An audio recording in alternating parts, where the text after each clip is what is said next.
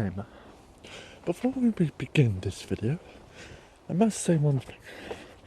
Yes, I know I'm talking about a logo that is not, in modern terms, very scary at the moment, or at all in recent times, but I'm talking about it because of nostalgia. That was all. And the logo I'm going to talk about is the Screen Gems logo. Now then, the Screen Gems logo, 1964 logo with that Eric Day music, nowadays is considered not scary at all. In fact, at one point in history, thanks to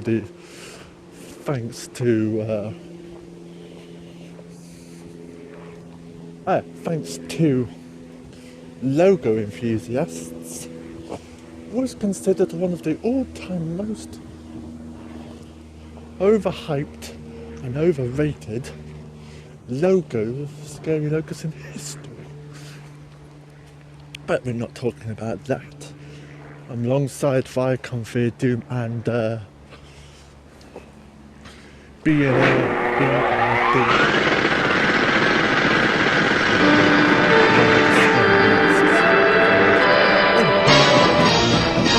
Today we are talking about the S from Hell.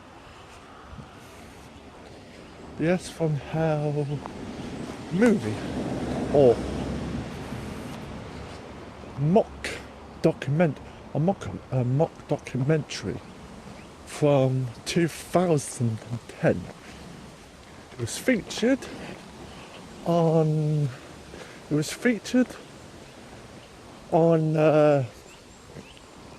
the Sun Festival's Sundance Film Festival, and it's basically was a documentary about the Screen Gems logo and how it, for generations of viewers, impacted their lives. I mean, seriously, a logo so well known that had negative impact on people's lives, and it was so scary that people had no choice but to hide underneath their sofas. Why? They thought, let's make a documentary about it, which they did, and it was shown on that festival like I told you. But I must warn you, I must say, why are you doing it? I mean, somebody else 11 years ago had already done this already. They've shown the movie on YouTube. It's got millions of views, millions and millions. Why are you doing it at all? There's one good reason. Why? Because this year marks its 10th anniversary of that movie. Yeah, 10 years since it was produced, since it was released. No, 10 years. Anyway, for the rest of the video, I will let the movie speak for itself. So I better show up now. This is Book Hammer Book, signing off. If you like what you see, hit like, comment and subscribe, and I'll see you next time. As I was promised, roll the film.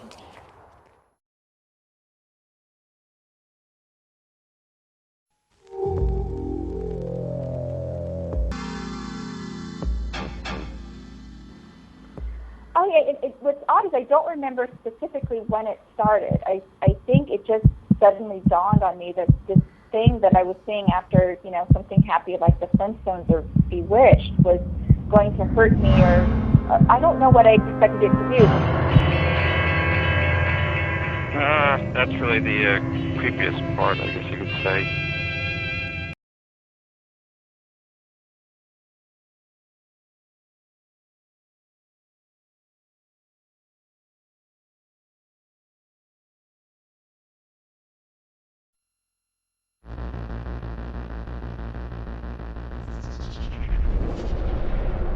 Screen Gems, a subsidiary of Columbia Pictures, was formed in 1939, initially to release animated cartoons.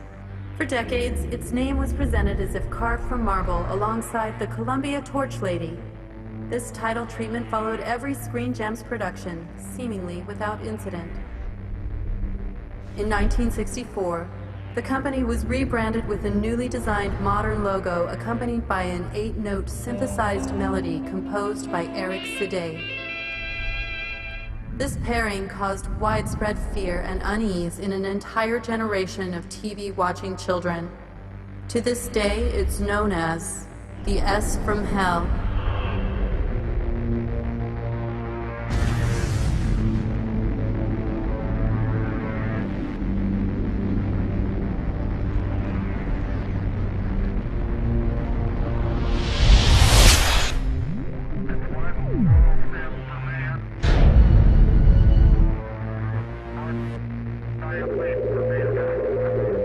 I remember it specifically being at the end of The Flintstones and Bewitched.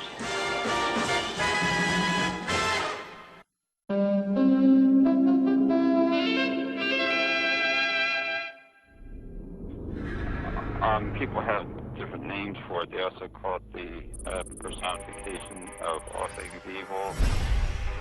And of course, the S from Hell. The Screen Gems logo, it was a red whirling kind of a stylized S on a yellow background, and it would come from it would come together on the screen amid this really horrific Moog synthesizer music.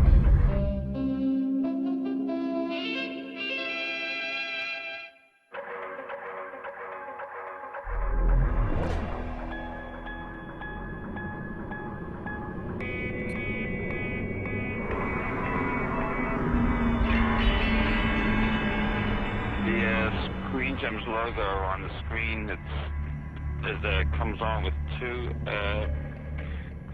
sort of like parallelograms.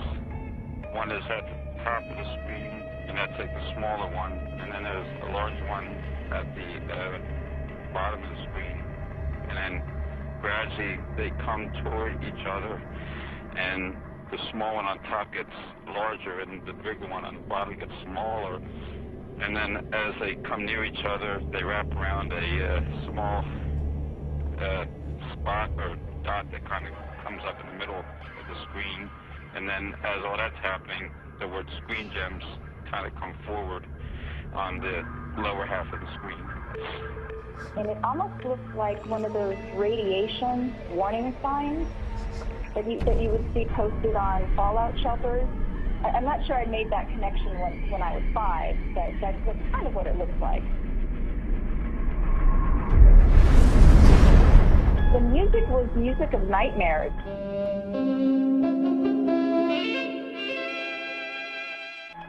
It's the kind of stuff that you would wake up from a nightmare screaming. It was so horrific.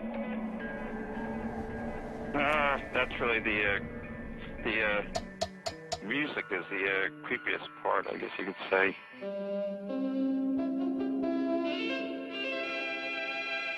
It was this distorted, staticky, poppy, synthesized Moog music. It was unearthly.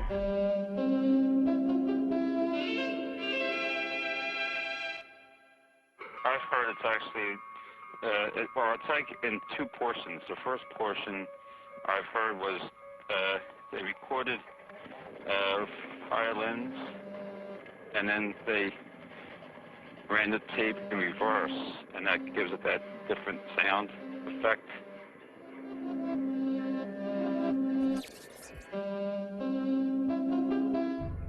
And then the second half, it's like two tones. I think that's a synthesizer, kind of like cranked up.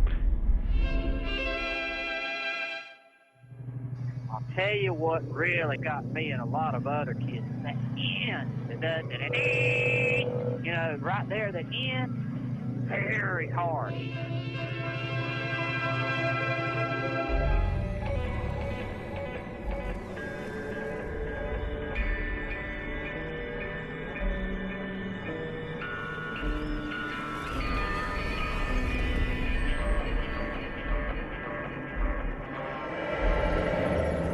Oh yeah, what's odd is I don't remember specifically when it started. I think it just suddenly dawned on me that this thing that I was seeing after, you know, something happy like the Flintstones or Bewitched was going to hurt me, or I don't know what I expected it to do.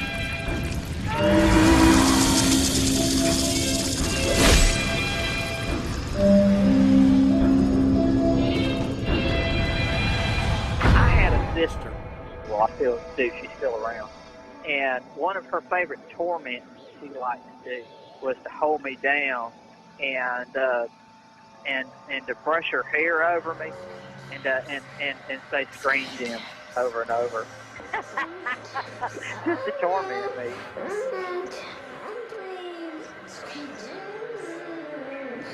This looks like a little spot that grows out of the middle of the screen. It looks like it's being attacked by the two parallelograms because they kind of wrap around it, kind of like enclosing it. Do you remember specifically when the Flintstones were done and the theme music was over? I knew the exact spot. I remember specifically running away from it and hiding behind the couch.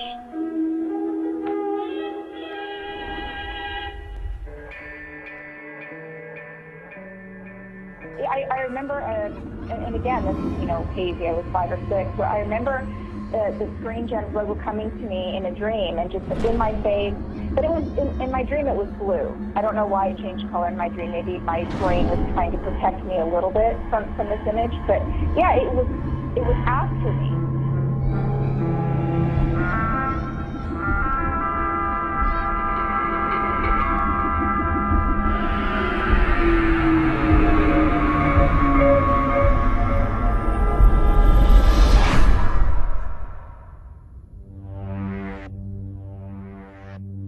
I don't think it was the intent of Columbia Pictures or Eric Today or anyone involved in the creation of that identification symbol to be anything negative. Because, let's face it, credits at the end of a television program are more for the industry than for the viewer.